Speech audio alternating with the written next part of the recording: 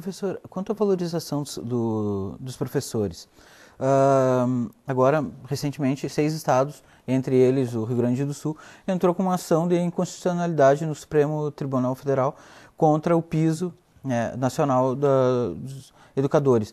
Quer dizer, isso procede ou está totalmente equivocado? Não vai valorizar a pessoa que justamente vai capitanear a qualidade do ensino? Laerte, eu quero dizer para vocês que eu fiz o meu doutorado recentemente estudando financiamento da educação profissional, tá? E não é só esses 6 estados que não estão conseguindo pagar o piso. Na verdade, 17 estados dos 27 não estão conseguindo pagar piso. E mesmo os estados que estão conseguindo pagar piso, eles fizeram arranjos nos estados que de alguma forma, vamos dizer assim, amenizou a situação deles. O que eles fizeram? Eles fizeram pelo mínimo, que seria os R$ 1.400 hoje, e esse mínimo quase também se tornou o máximo nos estados. Tá? Eu sei de estados que por não terem um plano de carreira de evolução, conseguiram que os 1.400, os 1.500 fossem um mínimo e ao mesmo tempo quase que o máximo. Ou seja, professor o resto da vida não vai conseguir passar mais disso. Eu estou dizendo a questão do financiamento, porque para mim tudo passa pelo financiamento. Por que esses estados, os 6 mais os 17 que não estão pagando, e mesmo os que estão pagando estão tendo dificuldade? Porque na verdade o Brasil, como país, tá, ele não tem aumentado os investimentos em educação na proporção da produção da sua riqueza. Então essa briga para aplicar 7 ou 10% do PIB, ou seja, de toda a nossa riqueza em educação, ela é muito importante, muito estratégica para resolver esse problema. O que os dados têm mostrado? Mesmo nos últimos 15 anos, 16 anos, nós continuamos investindo entre 4,5% e 5,5% apenas da nossa riqueza em educação. Isso é muito pouco comparativamente com qualquer país. Tá? O PIB não é o único indicador, mas isso é muito pouco. Se pegarmos só esse indicador, já é muito pouco. Tá? Nós aplicamos menos do que a maioria dos países aplicam em educação, pela nossa riqueza. Esse é um fator. E quando se coloca dentro desse valor ainda, nós estamos colocando gastos que não deveriam estar. Tá? Por exemplo, todos os investimentos com aposentados, com os profissionais inativos, estão computados nesses 4,5%, 5%. O caso do Rio Grande do Sul, ele é mais emblemático ainda. Tá? Nossa Constituição Estadual do Rio Grande do Sul determina aplicar 35% do orçamento do Estado em educação. Os últimos investimentos nossos ficaram em 18% a 19%. Ou seja, nós não estamos aplicando nem o que nós definimos que aplicaríamos em educação. Tá? Bom, se a gente não mudar o volume de recursos, os percentuais que devem ser investidos, se nós não aplicar nem os 25% ou os 30% que nós mesmos definimos na Constituição Federal e Estadual, a história é impossível. Tá? Aí, claro que nós vamos ter que priorizar de cortar investimentos em outras áreas.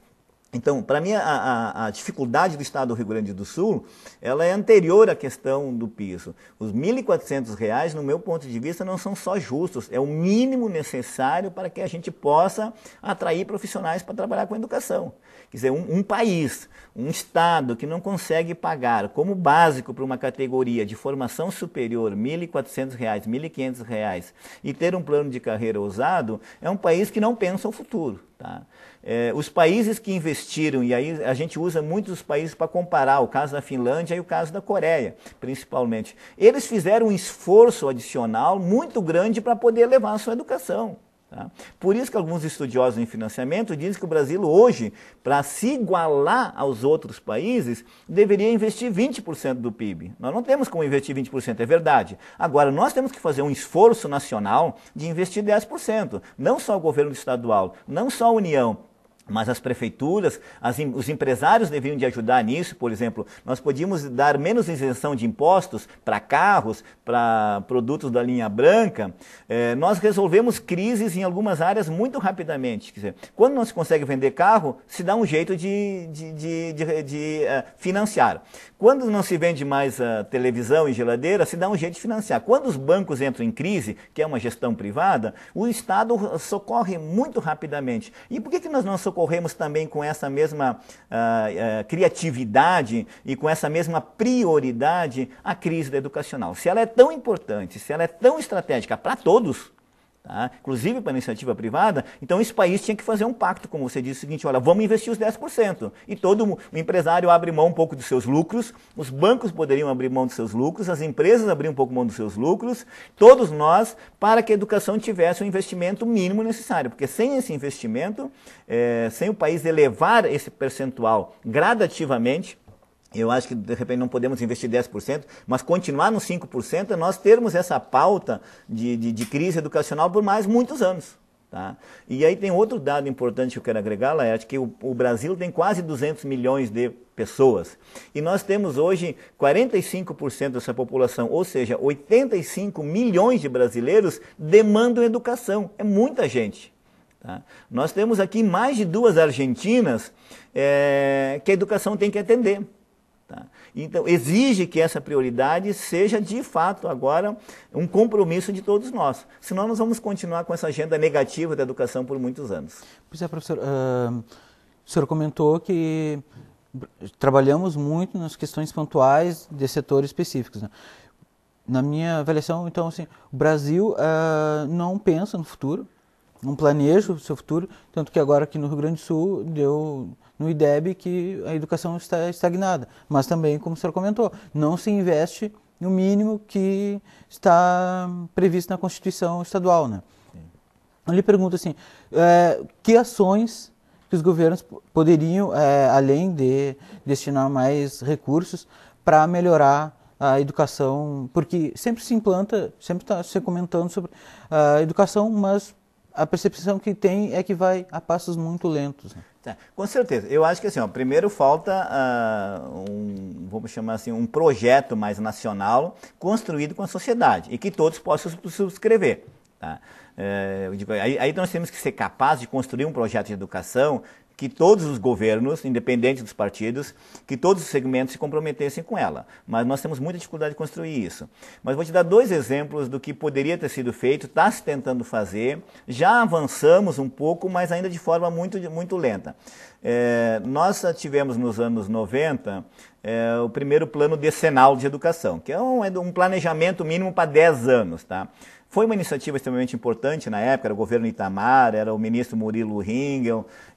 Foi uma iniciativa bem vista no segmento educacional. No ano 2001, 2011, nós tivemos o primeiro PNE, primeiro Plano Nacional de Educação, agora desse último período, tá? Bom, mal ou bem, nós tivemos um PNE de 10 anos, um planejamento de 10 anos. Ele não foi executado na sua integralidade, mas isso mostrou uma iniciativa de pensar um plano decenal depois do primeiro PNE. O segundo PNE que viria agora na sequência, isso aí daria um planejamento já em torno de 30 anos, ele está quase há 2 anos na Câmara para ser aprovado. Tá? Então, eu vejo que nós aprovarmos esse PNE, além dessa continuidade, nós poderíamos dar um passo a mais nessa estruturação. Então, tendo um Plano Nacional de Educação, tendo um Sistema Nacional de Educação, fazendo que esse regime de colaboração entre a União, Estados e municípios funcione melhor, construindo um projeto de educação e investindo mais em educação, nós vamos conseguir olhar a educação para alguns anos para frente. Tá? E não só para os 4 anos de mandato de cada prefeito, de cada governador ou de cada presidente. Tá? Eu acho que essa barreira que nós temos que extrapolar, tá? Que é uma das barreiras, não é a única, tá? Mas eu acho que essa é a primeira. A segunda é pensar que educação a gente quer. Tá? Eu acho que o país também não discutiu suficientemente, há uma disputa muito grande qual é a função que a escola tem que cumprir no país. Uns acham que é só preparar para o trabalho, para as profissões, para o mercado, e outros acham que não, que a função principal da educação, sempre na história da civilização, foi preparar as pessoas para viver. E ao prepará-las para viver, prepara para o exercício da cidadania, prepara para o exercício das profissões, prepara para a continuidade dos estudos, mas em primeiro lugar para que essas pessoas possam viver e viver felizes. Tá? Eu sempre costumo dizer para os meus alunos, quer dizer, nós estudamos e nós trabalhamos para viver bem e viver felizes, e não o contrário, quer dizer, nós não vivemos só para trabalhar, não vivemos só para estudar. Tá? Esses processos sociais, eles devem estar voltados para um projeto de vida, e todos nós, como seres humanos, estamos destinados a viver bem, viver feliz e nos realizarmos como pessoas. E esses processos demais devem estar, vamos dizer, voltados para isso. E não o contrário, de submeter a nossa vida Por isso que eu toquei no assunto do suicídio, que tem gente que frente a um problema com o trabalho, frente a um problema pessoal, resolve acabar com a sua própria vida. Quer dizer, isso mostra de que essa pessoa não está preparada para enfrentar isso, né? A educação familiar, escolar e social não cumpriu uma função precípua sua, que é nos estruturar para enfrentar essa vida, que é uma vida bela e feliz, que todos estamos destinados a ela. Professor, tem muitas outras perguntas, mas o tempo do programa está terminando. Mas eu vou convidar a senhora a continuar conosco e vamos gravar mais uma sequência do Interrogando o Pensamento sobre a questão que eu acredito que seja a prioridade nacional e que devemos tratar isso com profundidade e seriedade. Okay. Obrigado, professor. O Interrogando o Pensamento fica por aqui. Vamos voltar numa próxima edição tratando sobre educação, continuando o assunto. Obrigado.